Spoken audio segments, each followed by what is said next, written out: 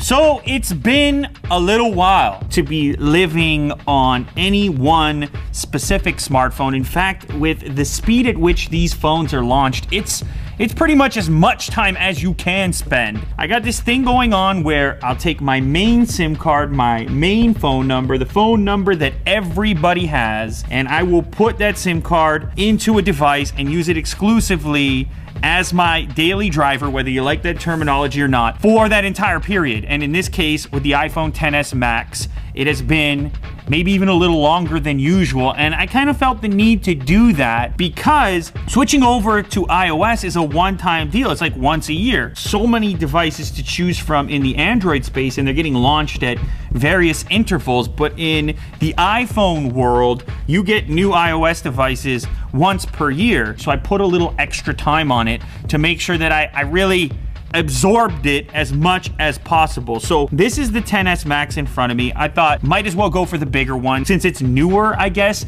than the regular XS. Slightly bigger battery, bigger screen, and the XS is a lot like last year's 10, which I also used for an extended period of time. So this phone here in front of me is a good phone. I need to get that out of the way. Everybody wants to make this discussion black and white, a discussion of contrast, that like one thing is the thing and the other thing is not the thing. And honestly, it doesn't break down that way. It's like so many other things in life. There is a gradient, there is a gray area, and the vast majority of things, if not everything, lives somewhere in that spectrum. This phone is a good phone. I used it for an extended period of time. It did what I wanted it to do. In fact, in some cases, very well, and in some cases, better than the various Android counterparts that I've used recently. Compatibility. In and out of multiple cars where I have Bluetooth connections, this one has been the most stable, instantly connecting and never requiring any kind of manual input. Part of that is a benefit of scale. This is one set of hardware and software that is combined in this product and then proliferated amongst this huge group of people all using the exact same hardware. So if you're an auto manufacturer and you're working out your Bluetooth profiles or compatibility, iPhone is going to be at the top of your list. And of course, there's various other products like that and accessories and so on that can benefit from the scale of iPhone. There's also certain apps on here that I would say are a little bit better possibly than their Android alternatives. This part of the discussion has been converging of recent. I would say Android has gotten a lot better in this space, but there still is this scale advantage when it comes to compatibility and iOS. Of course, market share is something that's changing rapidly, so this is not a static thing. This is a dynamic part of the conversation, and this may change in the future as well. But nonetheless, compatibility, very nice. It's solid, it's robust. The build quality is something that I like. Now, you know I'm not a huge fan of glass phones, but I will gladly switch to a glass phone in exchange for wireless charging, which this device happens to have. Not the fastest charging device, but it has that feature and I like it. Now, when you pull this thing out of the box, it's important to know that you feel like you are dealing with a quality device. You feel like you are dealing with an expensive device, certainly more so than some other products you'll pull out of a box. You guys know I raved about the recent Pocophone F1, $299. Wow, maybe that does have a shot. We know what it was about. It was a crazy delivery of specs for not such a crazy price. That's kind of the opposite of this phone here. This phone has the price tag to match. You pull this out of the box and you feel like you're holding on to something expensive. So I commend Apple for being able to deliver a premium phone that truly does feel premium. The camera in most situations is also good. I was mostly critical of the front-facing camera and some of the things it was doing to skin tones. Now, that issue doesn't exist nearly as much, if at all, on the rear camera, which otherwise can produce some amazing images. Apple has its own version of computational photography capable of merging multiple photos together. You saw the smart HDR functionality. That stuff is only going to get better with time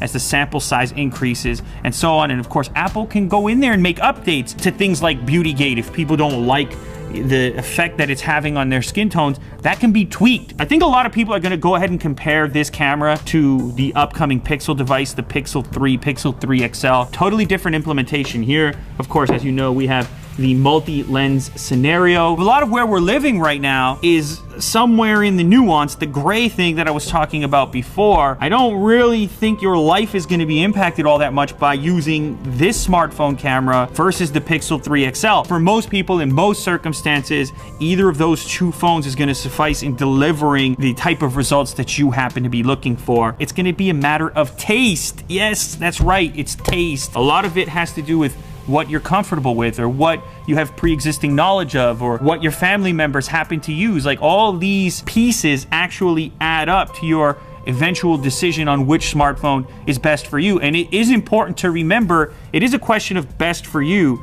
rather than best overall. Even in the case of those DxO scores, some people still pick other images down the list on different smartphone cameras that they consider to be more pleasing. It comes back to this idea that there is no best, just the best for you.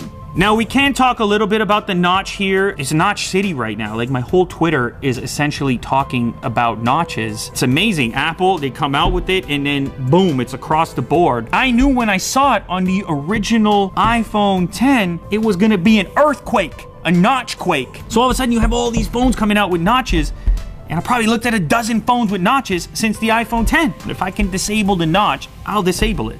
I'll get rid of it. Now, Apple doesn't natively give you the ability to do that, so I put a black background until you launch into an app, in which case you become more aware of the notch's existence. What I do like in the iPhone's case is that there's no chin to go along with the notch. At least the rest of the device is relatively symmetrical. You're housing some pretty cool tech when it comes to facial recognition and so on, but I should talk a little bit about this facial recognition. It still suffers from some of the same issues that the iPhone 10 did. I'll be lying in bed, for example, sometimes it'll just miss, or you know, the place where I'm holding the phone is a little bit close and I find myself doing these types of motions.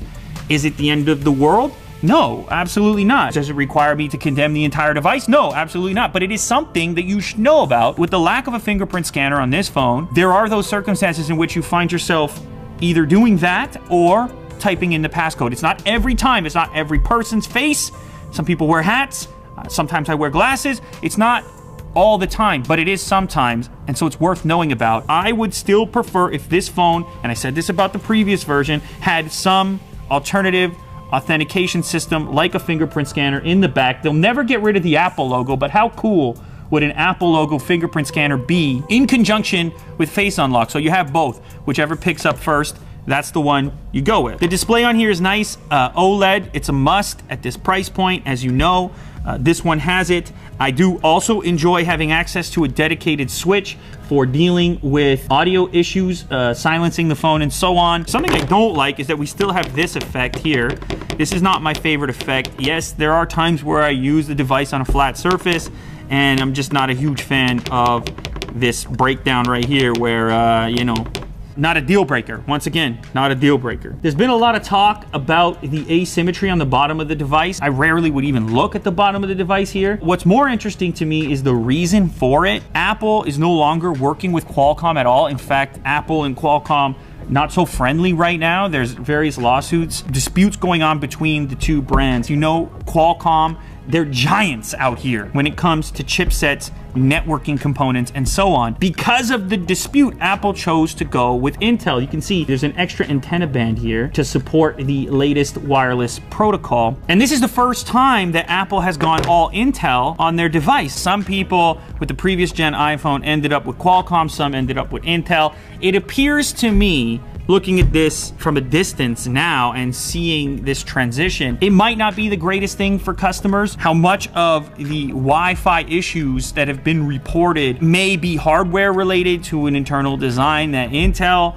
is responsible for, or possibly it's a software, hardware, communication thing going on. But what we do know is Qualcomm is the market leader when it comes to these type of communication components. So will the networking be as rock solid on this as the last one? Time will tell. I did notice that the Wi-Fi would drop out from time to time, but then again, 12.0.1, the latest software on here, actually claims to fix some of that, or hopefully fix some of it. Okay, sound. I was really impressed with the sound. The sound coming out of this is definitely an improvement over the previous one, and it's one of the best sounding smartphones that I've heard.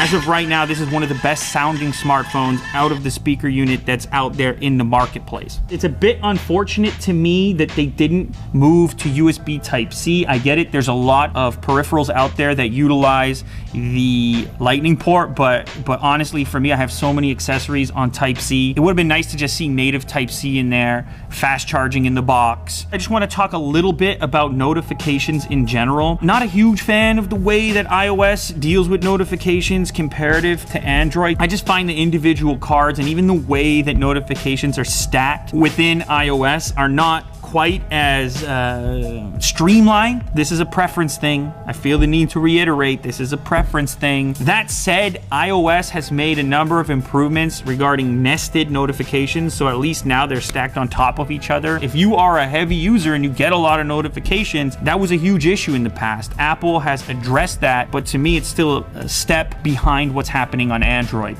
That said, it's a taste thing. Battery life, I should say, I was concerned about the battery on here because it is smaller than some of the other flagship devices, like say for example the Note 9. There's some power management stuff going on here that is obviously very effective because at the end of the day I'm getting similar numbers in terms of leftover battery life. It's not like I'm hunting for a charger with this thing. If you are locked into the iOS ecosystem and you want battery life, you can go with this Max, or you could wait for the 10R. As depressing as that screen might be or will be, or who knows, that thing should be really good. And on Apple's site, they've even listed it as the battery champion for runtime, so that's something to keep in mind. I'm not gonna go out there and tell you that there's a $400 phone on the market that's gonna give you the same overall picture as what this iPhone is going to give you. As fine or good or quality this product continues to be, the real question comes down to cost. It comes back